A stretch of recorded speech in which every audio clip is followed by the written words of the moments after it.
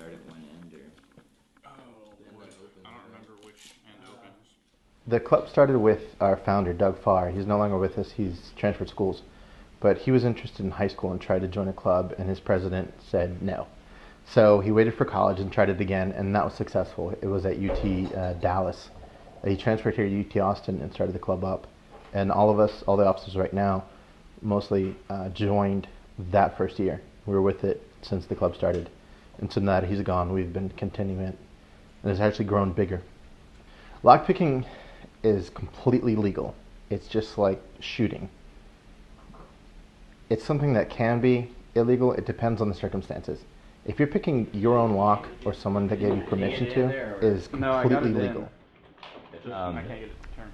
Basically, a lot of people have the initial reaction to our club that we're a thieves guild, that we're training the next generation of crooks, and that's really not what we're about. We're trying to teach people safety, how to save some money, how to be safe electronically and physically. This lock, however, is the one lock that is considered totally unpickable.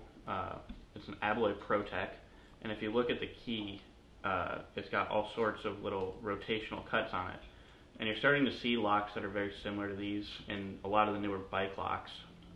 What happens when you put this key inside the lock is it rotates a disc, one for each of these rotational cuts. And the discs have to rotate to a certain amount of degrees before the lock will open up like this.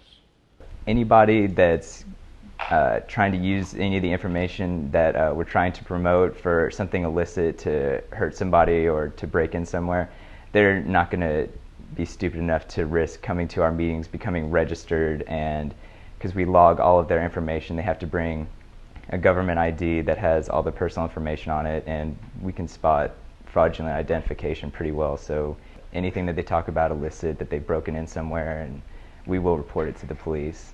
So we just try to stress that we are by no means a thieves guild or trying to do anything inappropriate with the information we're teaching people. From the first time I opened the lock, it's just, you get to get this really, really great feeling like, wow, I can't believe I could do that, because you thought it was something that was impossible to do.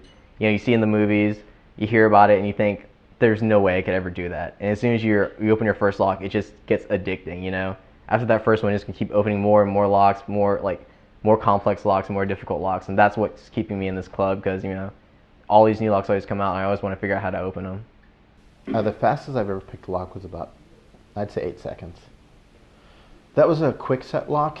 It was actually housing the gas furnace where I lived, and the gas was turned so high by maintenance, its steam was coming out. So I got woken up at 5:30 in the morning by my roommate screaming, "Help me." And so I woke up, tried to turn it off, realized it was locked, grabbed my picking set, popped it open in about 8 seconds. So I think adrenaline helps. Turned off the gas and saved our carpet. And then an hour later, maintenance came to help. When a new member joins our club, pretty much what they can look forward to is just being having the knowledge of how to pick almost every single lock you come across. You know, just having that sense of accomplishment when you're able to get through something difficult. You know, just solving a puzzle. It's an open atmosphere. Nobody's here to make fun of you. Everybody's here to make sure that you understand everything. We're not elitist by any means. Any of us will be more than happy to go over the basics for you if you're still having trouble understanding it.